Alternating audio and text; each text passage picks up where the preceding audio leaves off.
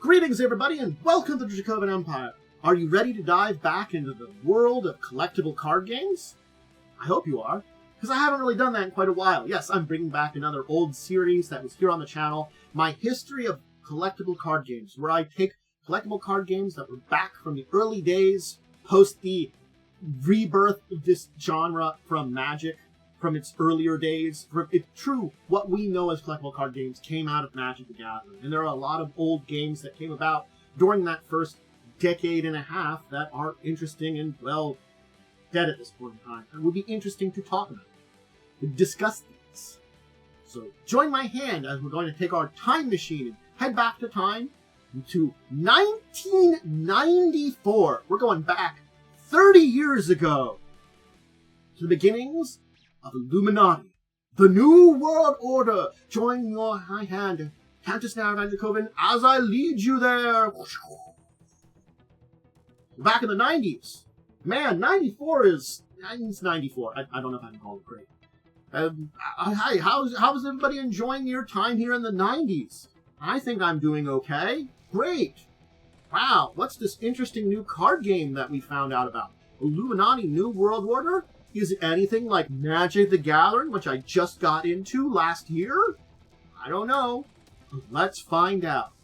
So, where does Illuminati New World Order, this is one of my background here, is one of the two backs of one of the cards. Where does this come from?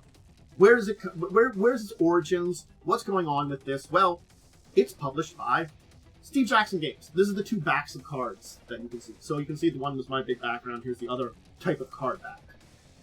There is some inspiration to this game, which we're going to talk about here in a second, but just know that this originated back in 94 out of the creation of Magic. Basically, Magic came out, became popular. It had its limited release, its unlimited release, and Steve Jackson Games decided to develop Illuminati New World Order, basically, and developed that in early 1994. Effectively, basically half a year after Magic came out, and exploded onto this CCG market. It was originally released as a deluxe edition that sold out by mid-1994, and followed by a limited edition in December of 1994, which had nearly 8,400 sets sold out immediately. This led us to an unlimited release in 1995, when we fully have this as a CCG. So it does follow this similar model to Wizards and Magic the Gathering, that they had this kind of limited releases. Magic had alpha and beta. This had their own limited kind of releases up until the full unlimited release in 95. We do know from an article that came out in Pyramid Magazine, the November-December 94 issue, that Steve Jackson stated in an interview that basically Wizards of the Coast had actually helped him out. They'd loaned Steve Jackson Games money to finance that first printing of Illuminati New World Order, which had been the biggest thing the company had taken apart by order of a magnitude up until that point in time. So we can see that, hey, the company that has Magic now helping out Steve Jackson Games, a classic game company in this early time. Now, where did this idea of Illuminati New World Order, now that we know where it comes about, kind of, that Steve Jackson Games and Steve Jackson at the helm designed this game? Well, they were inspired by a couple of things. And the first one being one of their own board games. Yeah, they'd put together a board game called Illuminati, the Game of Conspiracies, that originated in 82. Basically 12 years later. Now, granted, this version of the game is a much more modern one. They have had more editions of the game since then. They've revamped it. But basically, their original version of Illuminati that Steve Jackson Games founded came about in that late 80s. Now, this also basically was one of their early games because they started in 1980. We know now they've got a lot more with GURPS, Munchkin, packets like Ogre and stuff like that. But yeah, this was one of their original inspirations, which connects up to another inspiration on top of this one. They were going 2 levels deep. It's that, Illuminati kind of stuff. I thought this was really cool that it was 2 levels deep. A book series. The Illuminati Trilogy by Robert Anson Wilson and Robert Shea, which was a kind of... Basically, it started with this thing as a satirical postmodern science fiction story about drugs, sex, magic lit and traveling through conspiracy theories. That was the Illuminati trilogy. And this inspired, basically, down the line, the creation by Steve Jackson Games of the original Illuminati game, which was a kind of satirical, tongue-in-cheek game, which inspired the CCG New World Order, which was a satirical kind of tongue-in-cheek game in and of itself. It's a whisper down the line of products and connections that's really fun. And it just goes to show you that these ideas spread and come about. All right, let's talk about the products that were released, because that's another big major thing. And the major thing that was released, of course, during this time period was the starter set. This is where you begin. It was sold in two 55-card starter decks. And this was the main way that it was basically sold to get you introduced to it. It also did have booster packs. Now, it is important to note that if you wanted to get one of the types of cards, the Illuminati cards, you had to get them from the starter decks, at least in this original time period. Basically, the rest of the group and plot cards, two different packs, we'll talk about them when we talk about that more, were not packages in the booster packs, which you could get. These booster packs were 15-card packs that would basically give you some more of the other cards. The entire set was 409 cards total. Now, eventually, though, there was another release after this one in April of 1995. And again, we have this with the original set. We have our limited sets. We have our unlimited set in 95. We also get a factory set. This was a collector's, basically, pack, if you would, that was released in April of 95 that contained one of each of the 403 cards of the base set, plus blank cards, and 3 of each of the Illuminati cards that were in the set. So, one of each of the normal ones. And again, multiple cards do make a difference in this kind of card game to a degree. We'll talk about it when we talk about the game. It's not necessarily bad to have multiple cards, but having one of each will do you pretty good to figure out combos and build stuff. Now, we've got our main set out. What does Steve Jackson Games do next? It gives us a book. The Illuminati New World Order book that was released also in that time period in April 95 basically was more than just the rule book.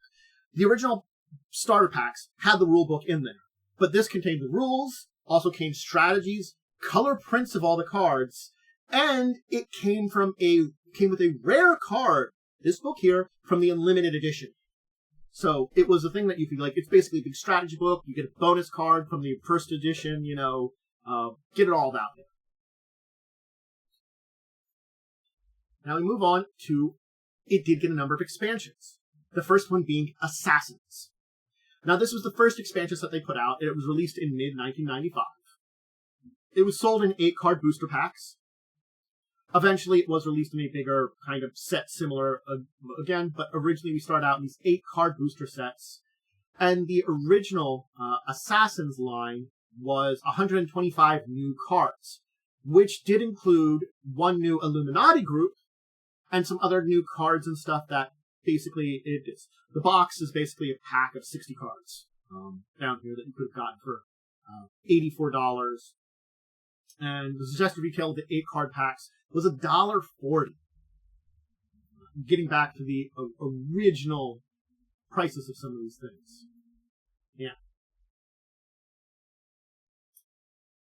Very interesting kind of thing that we have, those prices up on Steve Jackson Games' website here. Now, the second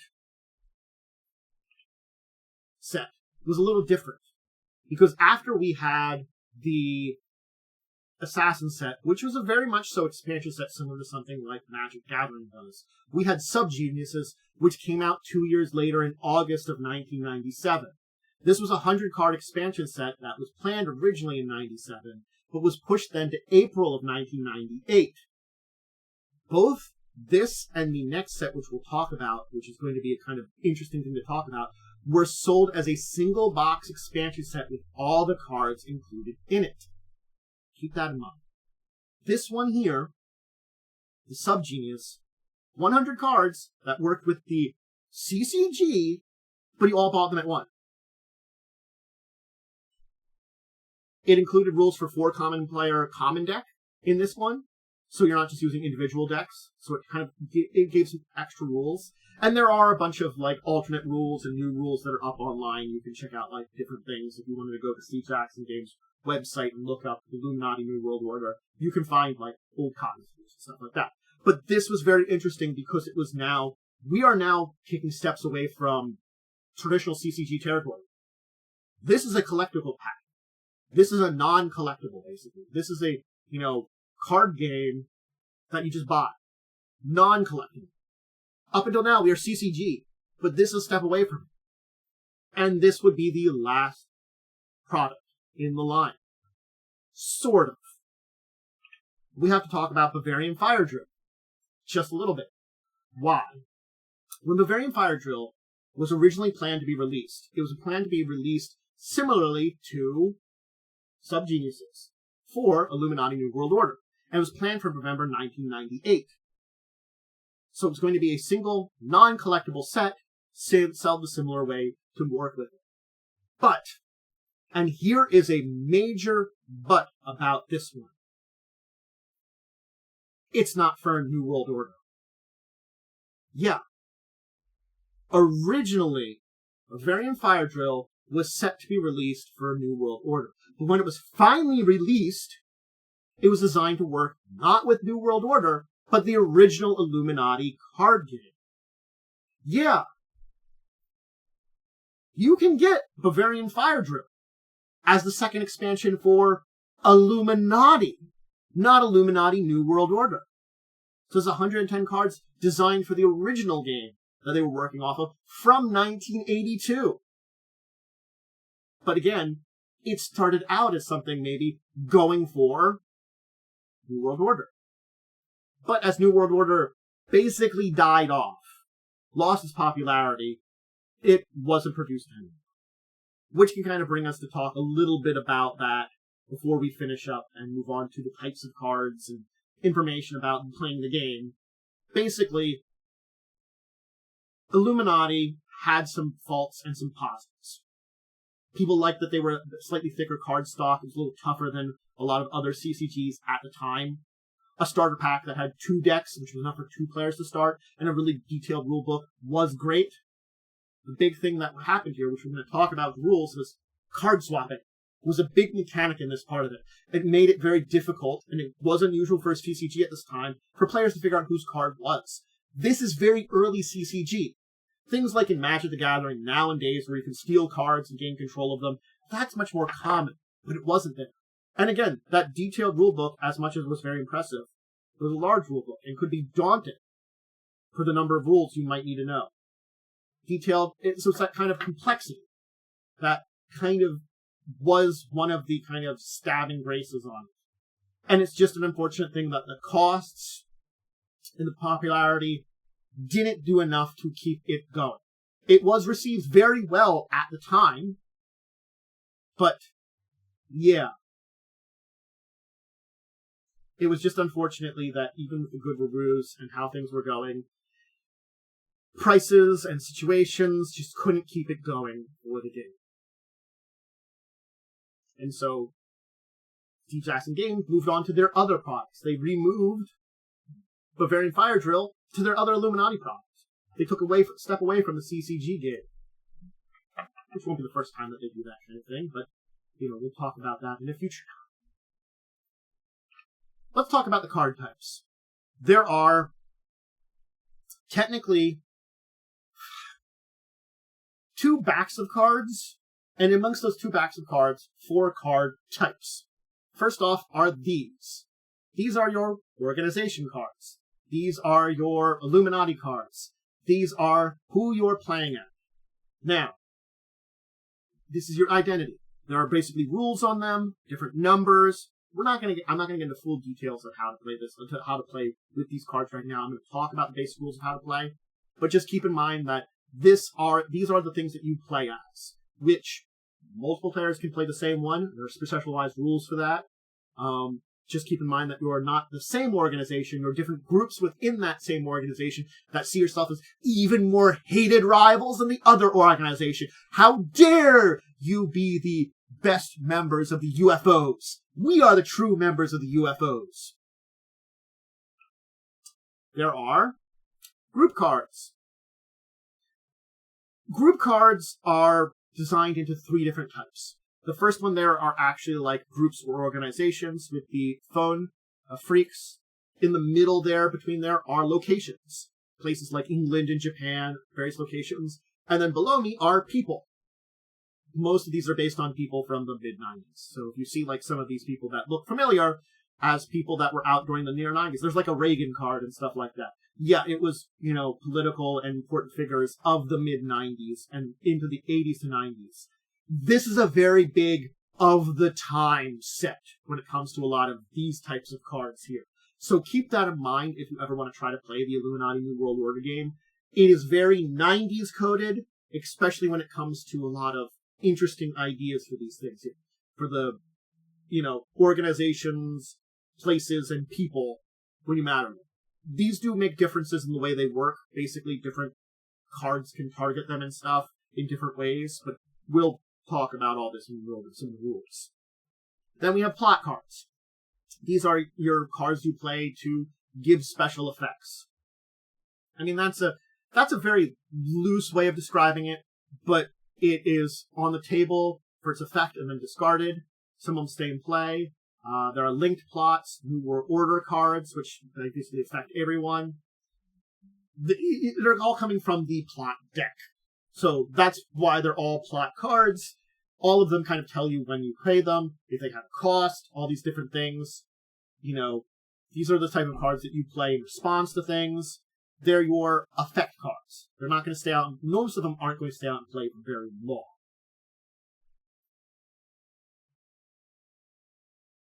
Some of them will. Can't say they won't. Yes. And finally, resource cards. These are with your groups, along with more Illuminati cards. Why? I'm going to explain the rules, but you will have 2 decks of cards. My plot deck and my, basically,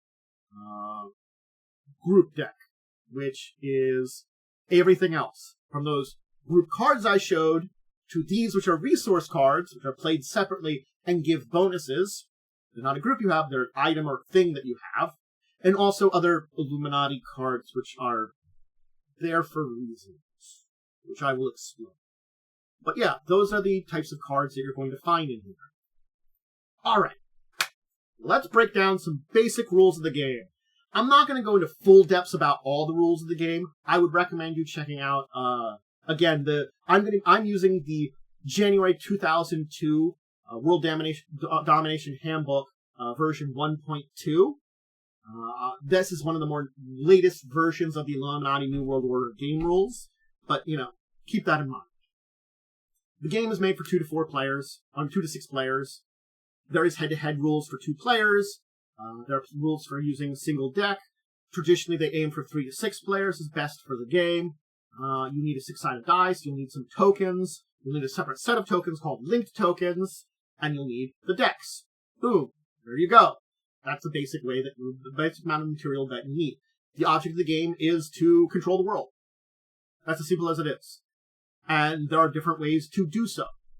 You can control enough groups, fulfill a special goal of your Illuminati, or meet goals of a goal card, or destroy all your other foes.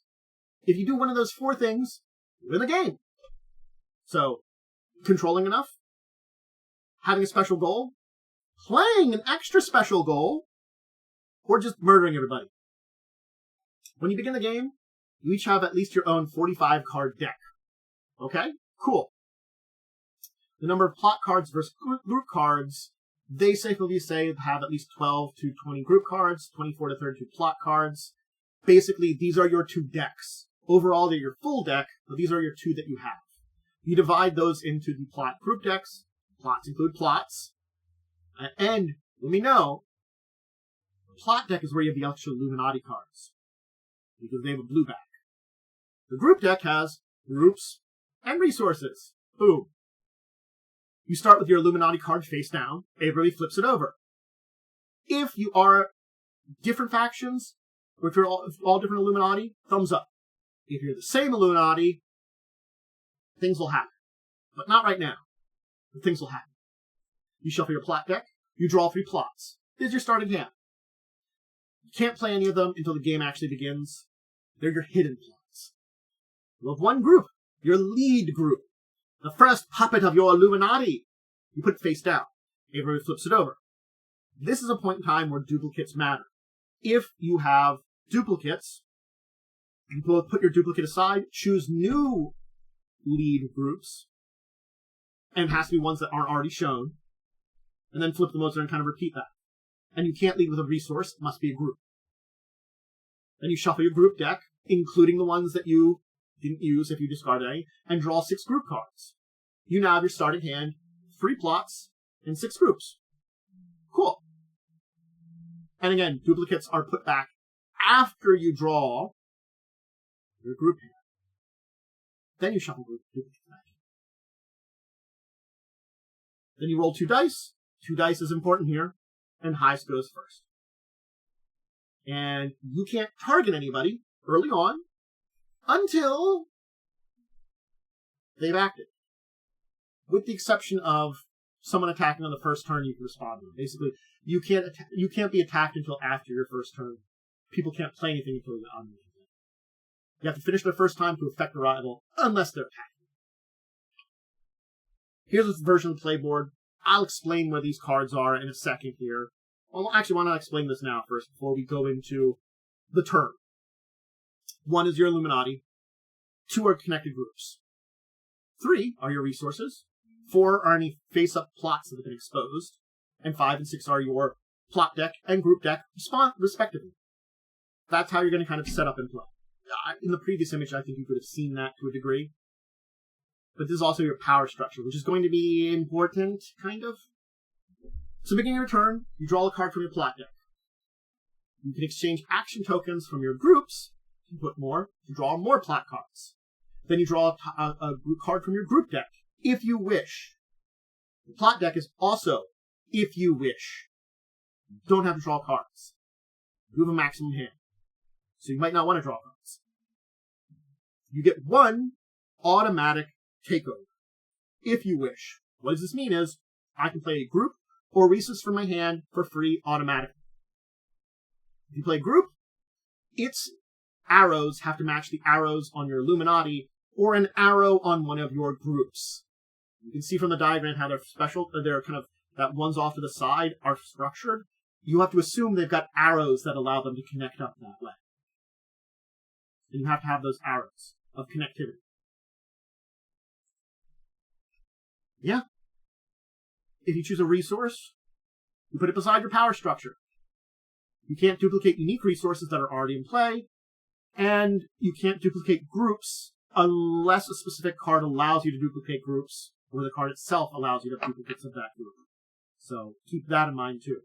So if you're playing with a deck that might be similar to your opponent's, you might not be able to play certain groups.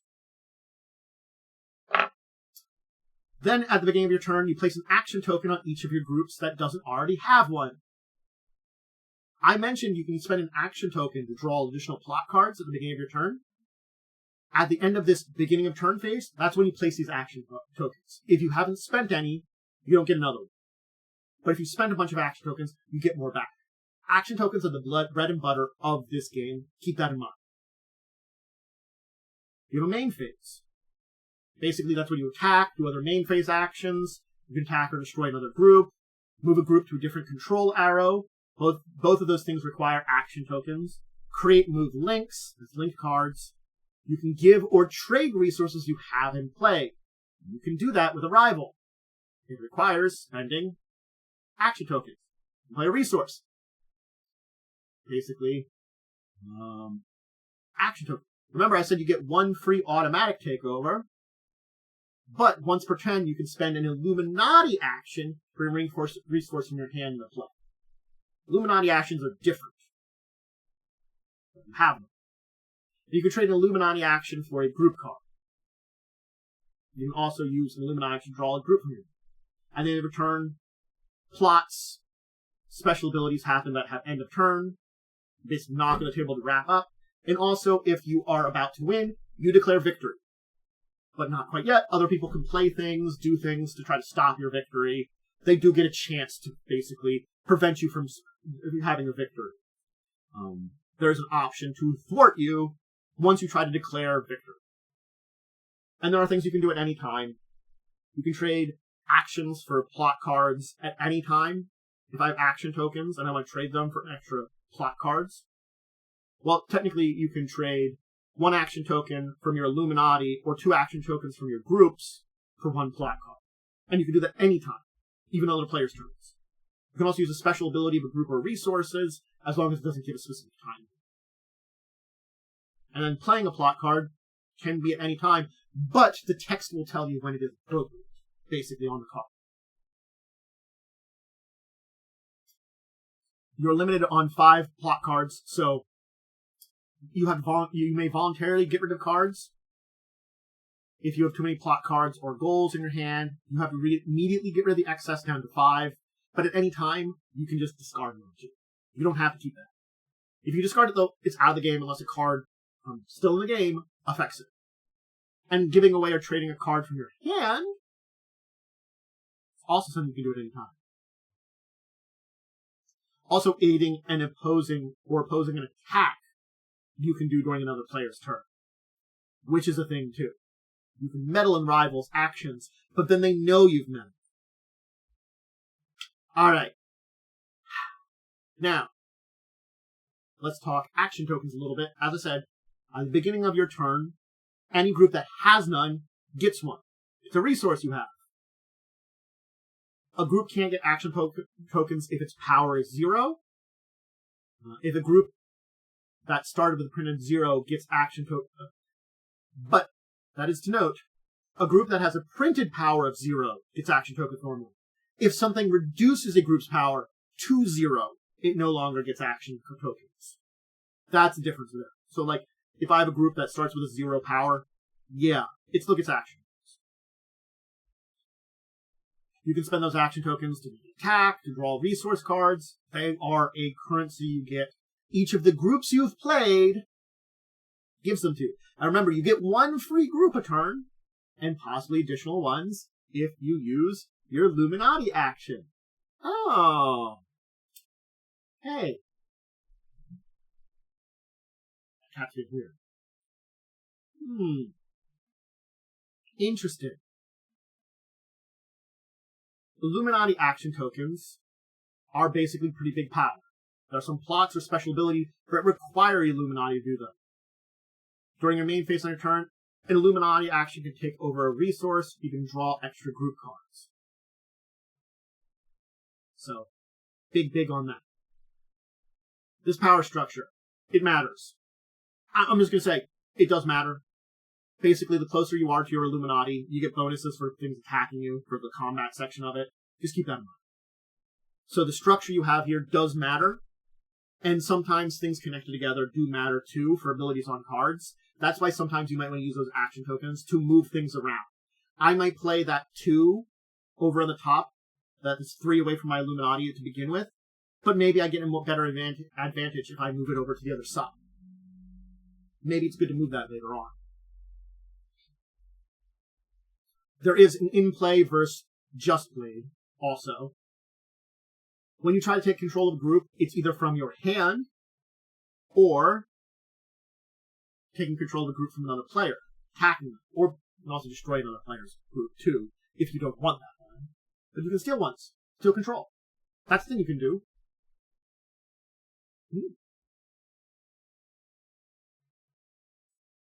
Basically, to get a group out, you attack your hand.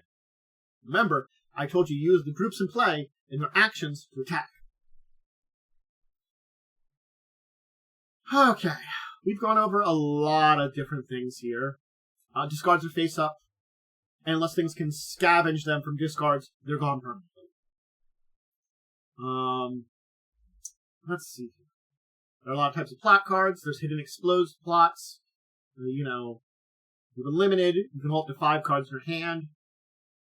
Both hidden and exposed ones count as your limit. Exposed just means that someone's been able to see what that card is and knows what that card is. That can come into things from like stealing from your hand and stuff too. You can return a plot to your deck if you have too many in hand. If you want to get out of your hand, you can put it at the top, the bottom, or the middle, depending on how many plans, how soon you want to draw it again. You can do this anytime except in the middle of a multiple card draw, or immediately after someone uses a plotter ability that lets you steal plots from your hand or your deck. And this is only plot cards. Group and resources cards do not return your deck. Plot cards, return them to your deck. Okay. The group card. Its name is 1. 2 is its description of its abilities. 3 its power. We'll talk about it. 4 is its resistance.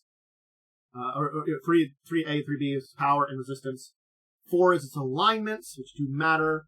5 is its attributes, which also matter. And 6, its control. Hey, we see which directions you control from the FBI. Alright.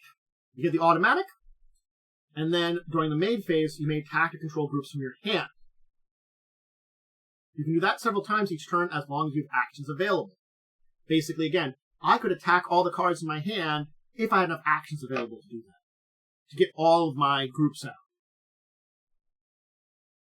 And some group plots have special abilities allow you to take over groups from your hand without having to attack or make a dice roll.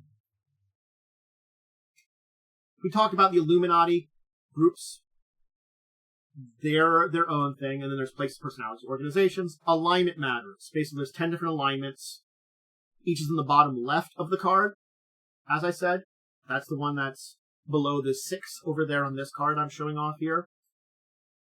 Alignments can be opposites or opposed to them. You have to kind of understand that, like government is opposite of corporate.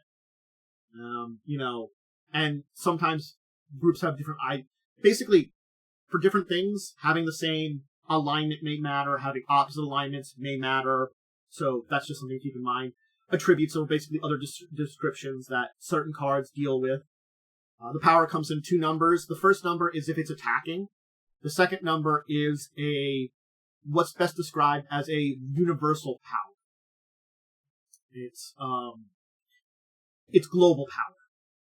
Basically,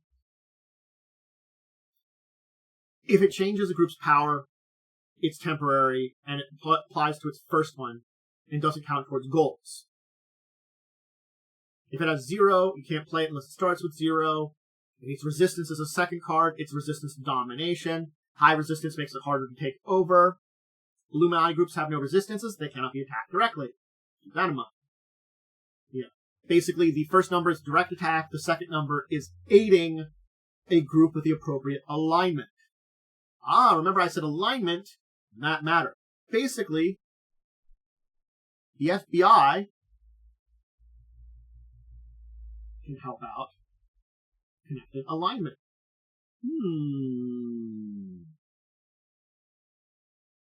Interesting. We talked about resources and they have abilities, and there are different types of those. Certain things have special abilities, which all the directions of the cards. Let's just talk about how to attack them, because that's one of the major things in this game, and we'll use our FBI friend here as a good example. So, let's say my FBI friend here has an action token on it. Okay, I'm ready to attack with it. I want to attack with it this turn. I want to attack something from my hand, we'll say. That's a pretty easy one. I have a group in my hand I want to take over. And again, your Illuminati groups can't be attacked. But they can attack. Illuminati groups had numbers on them. They can attack, and they've got global power. And there's no normal way to attack resources, but some plot cards or special abilities can affect them. Basically, when you're attacking, it's attempting to control or destroy another group. Control it, you want to steal it. Destroy, I don't want that group, I don't want you to have that group. First, you announce an attack. You announce which group is attacking, the type of attack, and the target. Type of attack sometimes matters, so it's good to allow you that. Any group may attack any other group regardless of alignment. Alignment determines which group can aid or oppose an attack, and not which group can start the attack. Basically, it's easier for a group if the attacker has matching alignments to capture it, too. Basically, you get bonuses to attack basically a similar alignment. just as much as similar alignments can help out either side, depending if they match those. Now, you can call off an attack, too.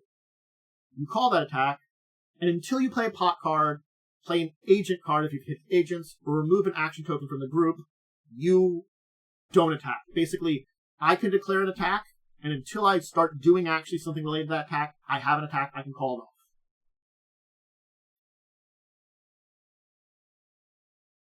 Basically, if rivals use cards or actions to interfere, but you call off your attack before it's committed, they get their cards back. Because people can play stuff once you call that and basically start things. But as soon as the attack is committed, you have to use whatever cards or actions you've committed or whatever is going on there. You cannot duplicate actions. Well, you can't duplicate plots, I should say, during a single attack. You can have duplicate plots, but no player can use the same plot in an attack or defend from an attack. Basically, a plot, no matter which player, can only be used once per attack.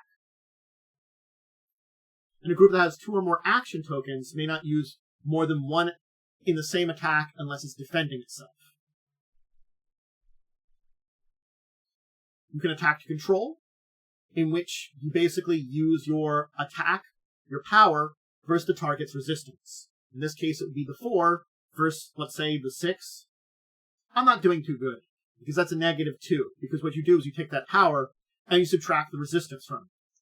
If it would be opposite, you'd have a power of 6 and a resistance of, let's say, 2, your attack strength is 4.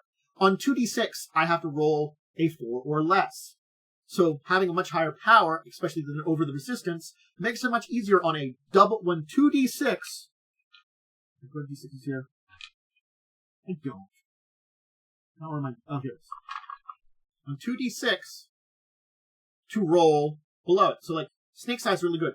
11 or 12 is always a failure. Even if you've got really strong attacks, if you roll 11 or 12, no matter how strong your attack was, you fail. And if alignments come in now, if the attacking and defending groups share an alignment, you get +4 bonus to your attack. If they have opposite alignments, the attack strength is at -4. Okay, good to know. Attributes might come up for certain cards.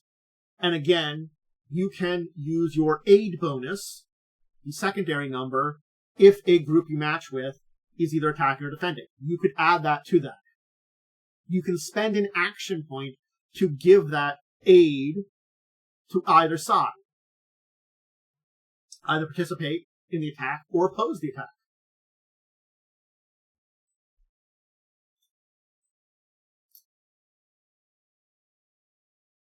Basically, yeah. The aiding or opposing group must spend an action token, but does not have to have an open control area.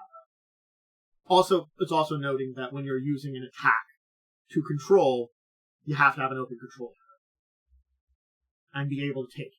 You can't. To steal something, you have to be able to actually steal it to the group you're attacking. So, yeah.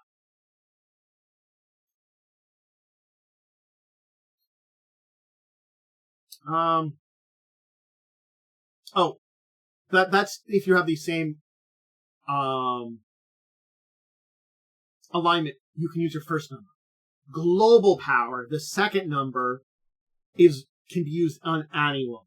So the FBI can add that 2 to any fight.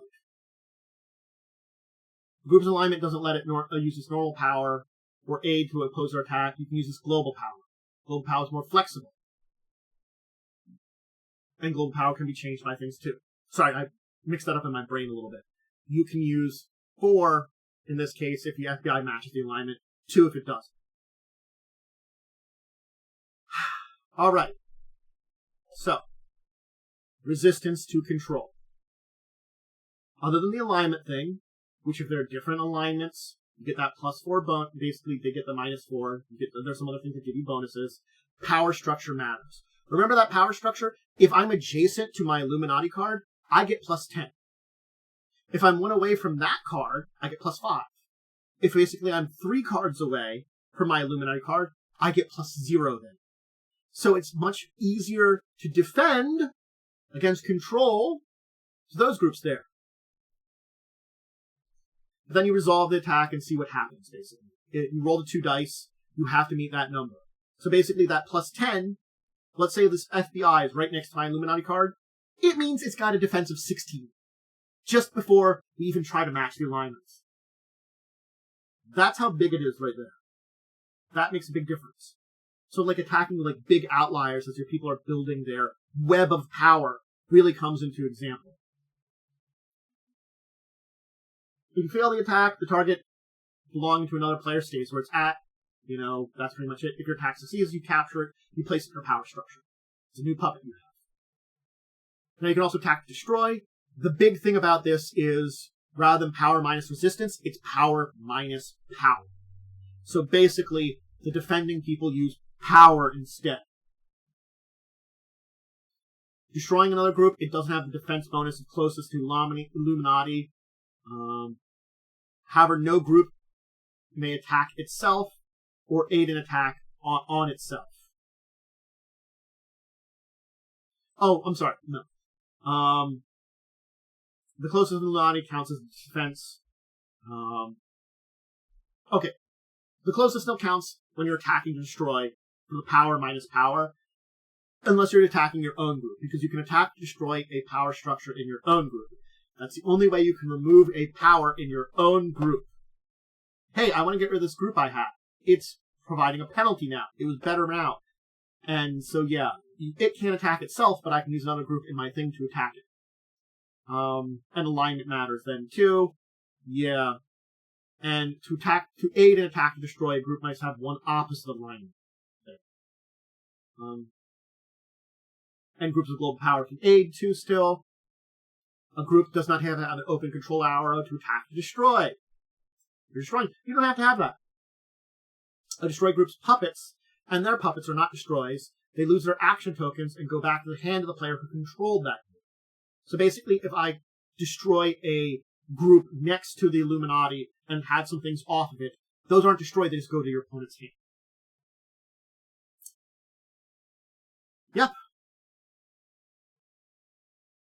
If you have in your hand duplicates of a group you already control, or someone already controls, they are hidden agents. Only one agent card can be used in any attack. The owner of the real group cannot play an agent card. Once a duplicate card is discarded, whether attack sale, then the card is discarded whether attacker succeeds. So if someone else has the FBI out and I have FBI in my hand, I can basically discard that FBI, use that FBI as an agent to give me +10 to that attack. Or you could play an agent's card to oppose an attack and give a -6 penalty. Basically, I might not be involved in a fight to try to get that FBI card, but I could play it to aid that FBI, my FBI card. I have an agent who helps warn them of the attack or something. So basically, any player can do I use a card from my hand as agents to give a bonus. So, if a rival player has a group card from his hand as an automatic takeover, your agent cards won't help you. So basically, you can't use agents on automatic takeover, but like if they try to take over something by attacking from their hand, you could mess with it too. Yeah. There are limits on attacks and some other special things like that, but I'm not going to get into those two. You can move your groups around. That might make a difference. It costs an action token from the group being moved or its former master to its new one, or to your Illuminati, your choice. It would still have its connections. You're just moving one connection from another. It remains its connections. There are things like disasters, assassinations, cards that destroy specific groups, instant attacks. And you can gift and trade. This is the thing. You can give people stuff to bribe them. You can trade with people. Yeah. Things in your power structure can be moved to another person's power structure. That's like moving groups. Except, you're giving it to someone else. You can do that also. You may not give undrawn cards from your deck, but your hand is pre-game and things you have in plans. Alright. There is some more details. Let's finish up with duplicate cards. And I think that's going to be where I'm going to go over the rules today. I'm giving you a basic idea of how to play the game. I'm trying to go into enough depth that you understand how to play the game, but there are some little extra things. The duplicate card things, duplicate cards, they don't matter. if a plot card is canceled by something, you can play another copy of it. The first one never happened. But otherwise, you can play duplicate cards, plot cards freely, except you can't use the same action or attack. Basically, if you're using a plot card in response to an action or attack, you can't use the same one. Duplicate Illuminati cards. Boom. They make a difference. You can choose to have more Illuminati cards in your deck. And especially if more than one player chooses to be the same Illuminati, you're basically deadly enemies within the same faction. You get +5 bonus against a group owned by that same one. So for both, again, Shangri-La, I now get +5 bonus to attack the other Shangri-La player. And they the same to me. Having extra Illuminati cards in your plot deck indicates that you have, agents in that rival Illuminati. If you draw that plot card, you can play it any time at a cost of discarding your top undrawn plot or group cards, and it goes into your resources. It's not really a resource. It's an agent within that group and gives you +3 attack and defense against that entire power structure. So it could be that if I'm the UFOs and I get the Shangri-La card and I'm fighting against Shangri-La, I play my Shangri-La card from my plot deck as a resource, and now I have +3 to attack and defense against Shangri-La as the UFO does. So there is a reason to have other Illuminati groups in your things. And there are other rules for duplicate cards and stuff like that. And there are links, which can link cards together, which matters, because it gives special bonuses for certain things. Just remember that. Cancellations. Big things are, if a player is to be eliminated, basically his Illuminati has no puppets, after the 3rd turn is complete. That's an important note. A player has to be at least done their 3 turns, and if they have no puppets, they basically lose. Everything of theirs that they controlled vanish.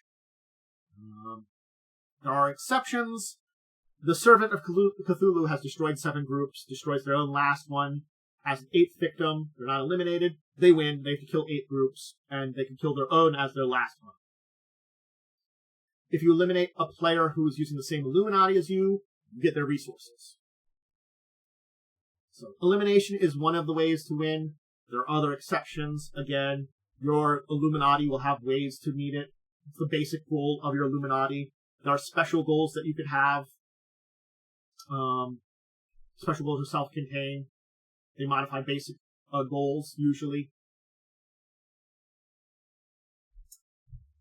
Basically, the basic role is the same for all players. Control a certain number of groups, including Illuminati. The basic goal is 12 groups for 2 to 3 players, 11 for 4 players, 10 for 5 players. That's the basic way. The special goal is for your Illuminati. Gold cards is a plot card that you can play. Anytime a foe has even one hidden plot, it might be a secret goal. They're basically something like a basic goal. They can modify it or be self-centered. If you need it, you can declare victory. Yeah. Multiple players can win at once. I'm going to say, this is an important thing. Unless they're the same Illuminati. If they're the same Illuminati, no. Until one is destroyed or undone, you cannot win, even if you meet the same goal. But, traditionally, if 2 players have met their goals at the end of a turn, like I can meet my goal at the end of your turn and be declaring victory, then multiple players can win. So there's strategy to that too, so there's things in there. Again, there are some 2-player rules and some more stuff and some alternate rules, but I think that's a big, just about how you play Illuminati New World Order. I think I went over most of what I wanted to talk about rules. I wanted to explain basically how to play without getting too into depth about it and taking too much time. So, that took a while. I hope you're with me for it, and you know how to basically play the game. You're ready for that basic thing. Again, I would highly recommend, if you want to try to get into it, get some cards, find them on some place used, Amazon, eBay, some other place, some kind of small card shop that might have a supply of them, and play some of this game. You could. The rules are online on Steve Jackson Games' website. It's where I found the 2002 rules, which I focused on, but there are probably other editions of rules and older ones, and maybe you have the 95 rules there. It's just, as it refined to its final version of New World Order's rules. Sort of. Anyway, and again, there's some alternate gameplay to play. It's an interesting game. This is a fun game to have talked about. I own some cards. I didn't find them for this video. If I find them sometime in the future, maybe I'll post some pictures or something once I find them. But I did own some of these games back in the day. So some cards. So it's an interesting one that I don't really remember playing. I remember owning. That's part of the entire thing. I don't know if I just had starters or if I got into packs. I can't get. Nonetheless, there we go. Illuminati. We visited a new game. Well, a game from the past that's long gone that I haven't visited before. I'm glad you joined me for this. Another exciting trip back in the past and learning about a CCG from those early days of CCGs that helped shape the way for where we are today with our modern CCGs. And, you know, Magic was there the entire time. But that'll be it for the day. Okay, cool. Long video already. Hope you enjoyed. I'm just going to give my shout-outs and get going. Remember to do all the basic things like subscribing the bell. Have any of you played Illuminati out there? Or have you seen it before? The New World Order game? Or, you know what? Any of the other Illuminati-based games, like the game it was based on? Did you read those books? You know, that's an interesting question, too. I'm curious if out there how many people have dove into this entire thing. Remember to check me out on my social medias. Discord, Twitter /X. Those are things I'll get Blue Sky soon enough. I just keep saying that. I'll eventually get my schedule.